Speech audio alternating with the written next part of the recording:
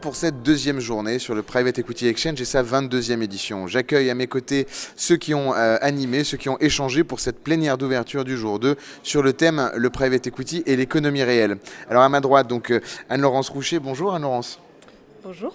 Vous êtes Deputy CEO et Head du Private Equity and Natural Capital pour Mirova. Merci d'être avec nous ce matin. À ma gauche, Sam Golshani, vous êtes partenaire au sein de White & Case. Vous êtes un avocat qui évoluait depuis 2 to 3 decades, on l'a dit, en private equity, en structuring, en transactionnel. Évidemment, avocat bien connu qui conseillait les plus grands en France et à l'étranger. Fabrice Dumonteil, vous êtes CEO d'Eiffel Investment Partners. Vous êtes également vice-président de France Invest. Merci d'être avec nous ce matin. Alors sur ce thème, le private equity et l'économie réelle, on a parlé de beaucoup de choses ce matin. Vous avez évidemment parlé du private equity comme booster de thématiques, que ce soit de l'ESG, donc de l'écologique, du social, sur les aspects de gouvernance également. Vous avez parlé de retailisation avec ce value sharing effectivement qui impactera toujours plus l'économie réelle. Qu'est-ce que vous retenez comme takeaway si vous ne deviez en retenir qu'un chacun sur les grandes tendances que vous avez identifiées pour le private equity en 2023 et les 10 années à venir? Anne-Laurence, peut-être pour commencer.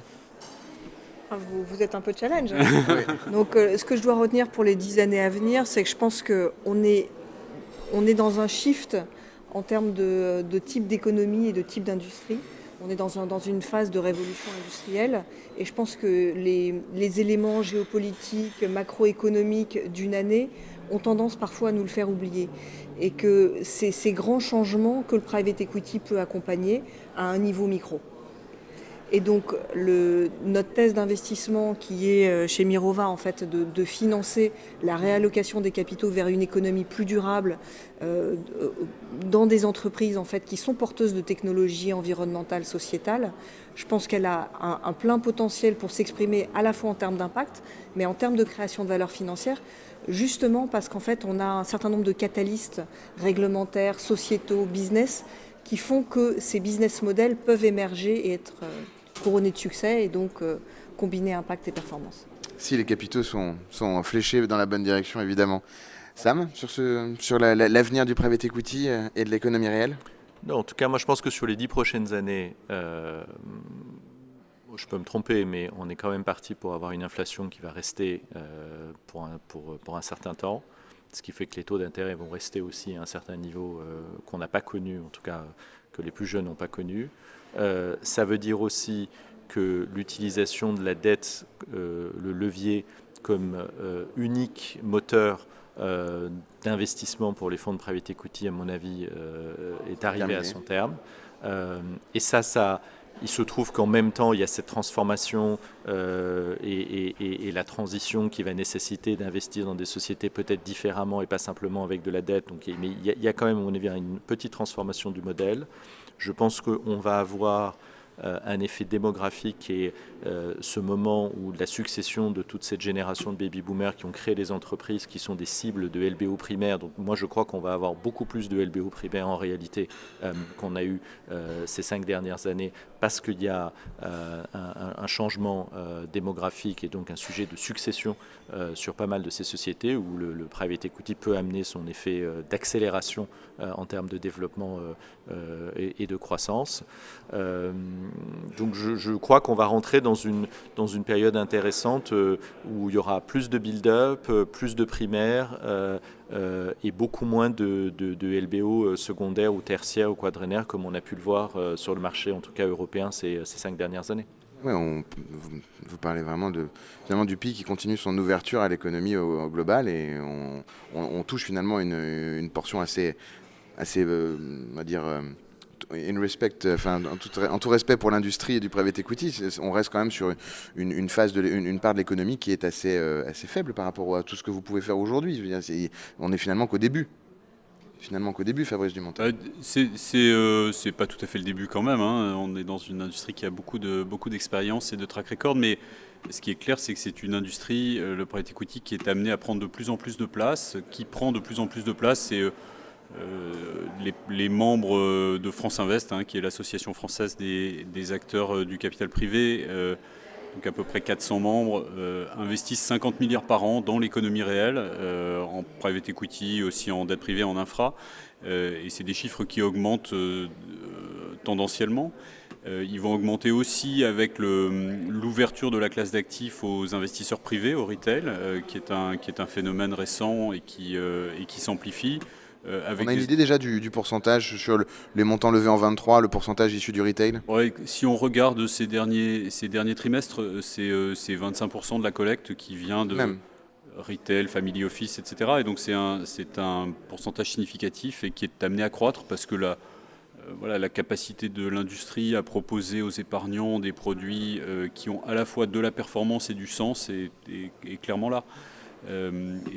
Pour rebondir sur ce que disait Sam juste avant, je crois que l'industrie a aussi démontré sa capacité à créer de la valeur, à créer de la croissance, créer de l'emploi, indépendamment des mécaniques financières, de levier, etc. Quand on regarde la création de valeur du private equity, elle vient de la capacité à impulser de la croissance et de la capacité à impulser des améliorations de marge et pas vraiment de la mécanique financière finalement. Donc le private equity va poursuivre son développement et accompagner l'économie réelle dans son évolution. Mais on n'a pas opposé, mais on a parlé effectivement de cette dichotomie entre public equity, private equity. C'est quand même les fondamentaux. Alors d'un côté, c'est très intéressant. On voit un marché qui se consolide côté private equity avec des acteurs qui grandissent, des LPs qui investissent dans de moins en moins d'acteurs et des tickets de plus en plus importants. On voit que du coup, effectivement, la plateformisation bat son plein. Sam connaît bien le sujet également et on voit d'ailleurs de nouveaux acteurs avec les GP Stake qui viennent financer justement ce genre de phase. Mais donc ça veut dire quoi? Ça veut dire que dans 20 ans, allez, parlons déjà de l'Europe. On a 10 fonds qui trustent la première place. On a quand même quelques banques, quelques assureurs, quelques banques privées et ainsi de suite qui s'occupent du retail. Ça veut dire qu'on va flécher 1 trillion par an vers le private equity pour 10 acteurs. Qu'est-ce que ça veut dire comme changement pour un fonds d'investissement qui aujourd'hui, alors certains sont déjà très structurés, ont une certaine taille, hein.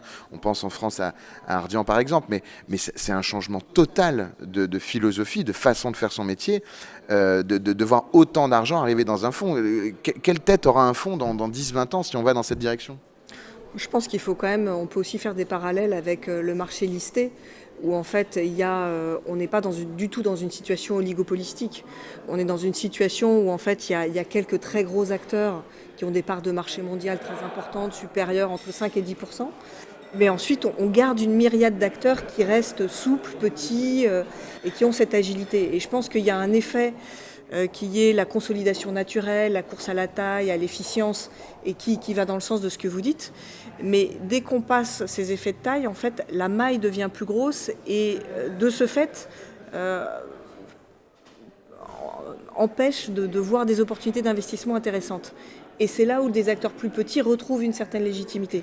Et je pense que c'est quelque chose qu'on va continuer à avoir de la même manière dans les private assets. Donc un phénomène de consolidation. Mais en parallèle, l'innovation et les acteurs de taille moyenne resteront parce qu'ils apportent autre chose au marché. Un marché à plusieurs vitesses, Moi, ce que je crois, êtes d'accord? Il va y avoir, évidemment, et on commence à le voir, une phase de consolidation des acteurs. C'est évident. Que cette phase de consolidation va amener les plus grands acteurs à devenir des gérants d'actifs, puisque c'est ce qu'ils essayent de faire. Et Wendel est venu présenter sa stratégie suite au rachat d'ICA hier. La plupart de ces gérants d'actifs vont vouloir se coter, d'accord ? Et quand ils deviendront gérants d'actifs, ils vont lancer une myriade de stratégies, de verticales, et donc des équipes d'investissement. Après, évidemment, parce que la nature est ainsi faite, des équipes d'investissement voudront prendre leur liberté et leur autonomie au sein de ces sociétés, de ces gérants d'actifs, donc deviendront des entrepreneurs, lanceront de nouvelles stratégies dont ils seront les propriétaires, et donc ils créeront l'écosystème dans lequel les gérants d'actifs reviendront piocher et racheter. Et donc on est en train de créer, et parce que l'industrie est jeune, on est en train de créer maintenant un écosystème qui va s'auto-perpétuer, et on voit d'ailleurs à ce titre que les assureurs et les banques recommencent à se dire que puisqu'on a le retail qui regarde le private equity, autant avoir du private equity en interne. Et on sait bien ce qui va se passer. Dans 5 ans, ces équipes vont se dire c'est peut-être bien de faire du private equity, mais c'est peut-être moins bien de le faire au sein d'une banque, donc on va prendre notre indépendance. Donc moi, je crois que le marché va être très fluide. et on n'aura pas besoin d'une crise 2008 avec des changements de ratio pour voir effectivement beaucoup d'équipes sortir d'acteurs assurantiels ou bancaires pour créer leur propre Non, mais je pense qu'ils vont le faire au fur et à mesure. Oui. Fabrice, sur ce sujet. Oui, bah sur ce sujet, je suis d'accord avec tout ce qui a été dit, et c'est vrai que, à nouveau, par le prisme de France Invest, on n'a jamais eu autant d'adhérents. Donc, voilà, les plus gros grossissent, mais donc ça veut dire, vu qu'il y a des acquisitions, ça veut dire qu'il y a plus de création de fonds que ever. De création, c'est très riche, très dynamique dans tous les segments du private equity. D'ailleurs, ça va du venture jusqu'au LBO, en passant par, je disais, les infrastructures, la dette privée. Il y a une diversité qui est très importante et qui permet d'aller adresser tous les besoins de financement de l'économie qui sont soit très gros, soit très niches. Et donc on a tous les acteurs qu'il faut. Merci infiniment à tous les trois pour votre présence ce matin. Vous regardez For Change, nous sommes au Private Equity Exchange pour sa 22e édition. Nous nous retrouvons dans un instant avec nos prochains invités. Merci à tous les trois, très bonne journée. Merci.